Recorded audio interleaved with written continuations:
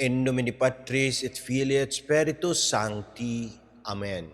Shalom. Alhem. Magandang umaga sa ating lahat sa mga panig ng buong mundo, mga nakikinig at nanonood ngayon. Atin naman pakinggan ang mabuting balita ng Panginoon ayon kay San Lucas. Glory to you, Lord Jesus Christ. Noong panahong iyon, ang Anghel Gabriel ay sinugo ng Diyos sa Nazaret, Galilea, sa isang dalaga na ang pangalay Maria. Siya'y nakatakdang ikasal kay Jose, isang lalaki buhat sa lipi ni Haring David. Paglapit ng anghel sa kinaroroonan ng dalaga, binati niya ito, "Matuwa ka, ikaw ay kalugod-lugod sa Diyos," wika niya. "Sumasa iyo ang Panginoon." Nagulumihan si Maria sa gayong pangungusap at iniisip niyang mabuti kung ano ang kahulugan niyon. Kaya't sinabi sa kanya ng anghel, "Huwag kang matakot, Maria, sapagkat kinalulugdan ka ng Diyos.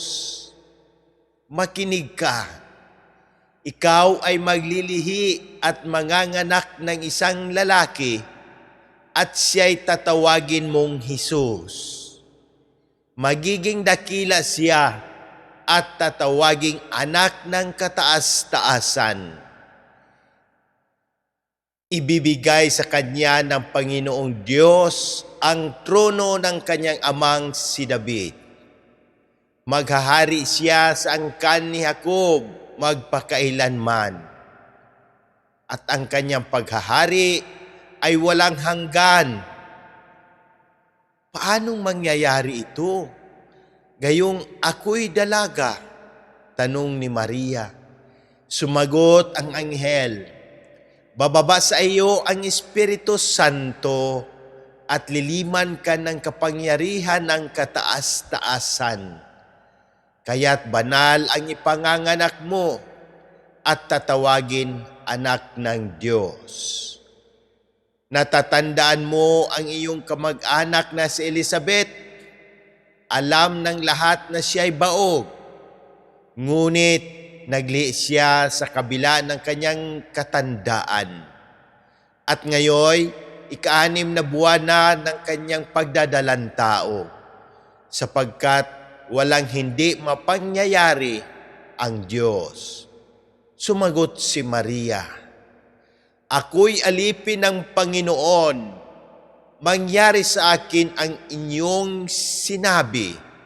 At nilisan siya ng anghel. Ang mabuting balita ng Panginoon. Praise to you, Lord Jesus Christ. Pagnilayan natin bilang mga Romano Katoliko, ngayong solemnity of the Annunciation of the Lord. Ang mabuting balita ngayon ay tungkol sa fiat ni Maria, ang kanyang buong pusong pagsagot, "Ako'y alipin ng Panginoon. Mangyari sa akin ang iyong sinabi." Sa simpleng sagot na ito, nagbago ang kasaysayan ng mundo. Hindi naging madali para kay Maria.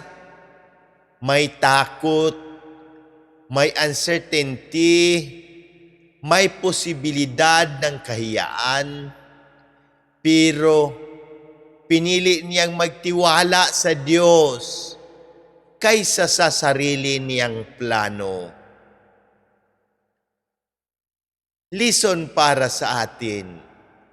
Minsan, tinatawag din tayo ng Diyos sa mga bagay na hindi natin naiintindihan. May takot, may duda, pero ang tanong, magiging katulad ba tayo ni Maria na magsasabing, "Yes, Lord." Ang annunciation ay paalaala na ang tunay na pananampalataya ay hindi lang paniniwala. Ito ay pagsunod kahit hindi malinaw ang lahat.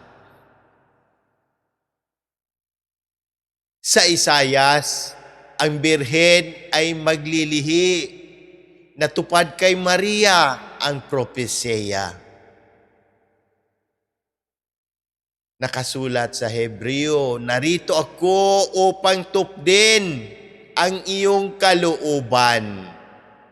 Si Jesus mismo ay sumunod sa Ama at si Maria ang unang sumunod sa kanyang plano.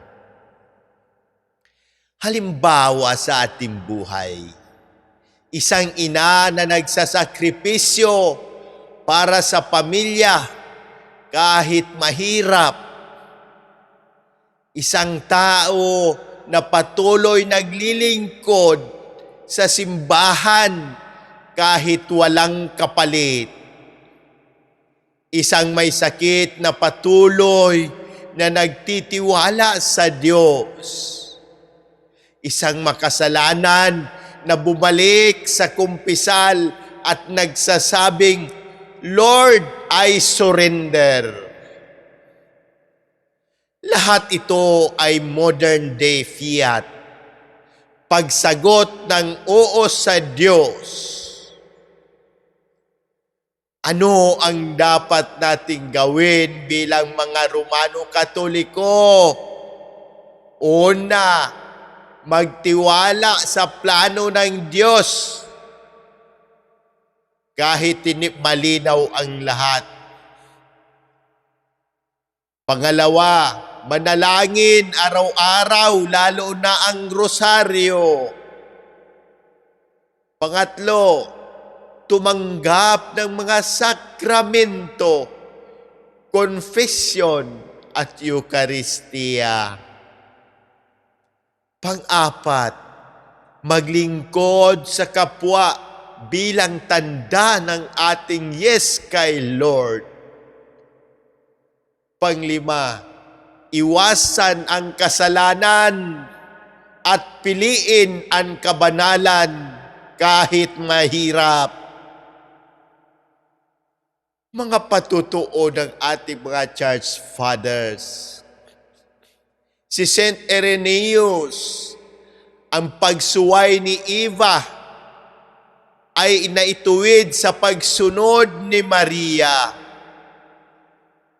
Eve said, "No." Mary said, "Yes." Saint Augustine, si Maria ay unang naglihi sa kanyang puso bago sa kanyang sinapupunan. Faith comes before miracle. Si Saint Bernard of Clairvaux, ang buong sangnilikha ay naghihintay sa sagot ni Maria. Manalangin tayo. Ama naming makapangyarihan, sa pamamagitan ng iyong anak na si Jesus, na ipinaglihi sa sinapupunan ni Maria, sa kapangyarihan ng Espiritu Santo, kami po ay lumalapit sa iyo na may pananampalataya. Ipinagkakatiwala namin sa iyo ang lahat ng may karamdaman para kina Monsignor Ismael, Padre Arnel, Padre Ayan, Padre Lorenzo Butz, Padre Cesar, Padre Boy, kay Raul, Jonah, Adela, Fatima, Raymond Lawrence, Faith, Rino, Rochelle, Irene, at ng aking buong pamilya. At lahat ng nakabasa, nakikinig at nanonood na may sakit, pisikal, emosyonal at espiritual. Hipuin mo sila, Panginoon, at pagkalooban ng agarang kagalingan ayon sa iyong kalooban. Gabayan mo ang aming Santo Papa Leo XIV, mga obispo, mga kaparian, si Monsignor Claro Caluya, Sister Sara, Jerry, Erlinda, ang buong gobyerno ng Pilipinas. Ipagkaloob mo ang kapahingaang walang hanggan sa mga yumao. Si Papa Francisco, Monsignor Hermas, Pempe, Ferdinand, Pasita, Dante, Edwin, Obispo, Jose, Padre Joseph, Jerry, Padre Raymond, Janet, at sa lahat ng aming idinadalangin. Iligtas mo kami sa lahat ng unos at kalamidad. Patatagin mo ang aming pananampalataya sa gitna ng pagsubok. Sa pamamagitan ng intersesyon ng mahal na Birheng Maria, kasama ng Espiritu Santo, sa ngalan ni Jesus na aming Panginoon. Amen. In nomine Patris et Filii et Spiritus Sancti. Amen. God bless.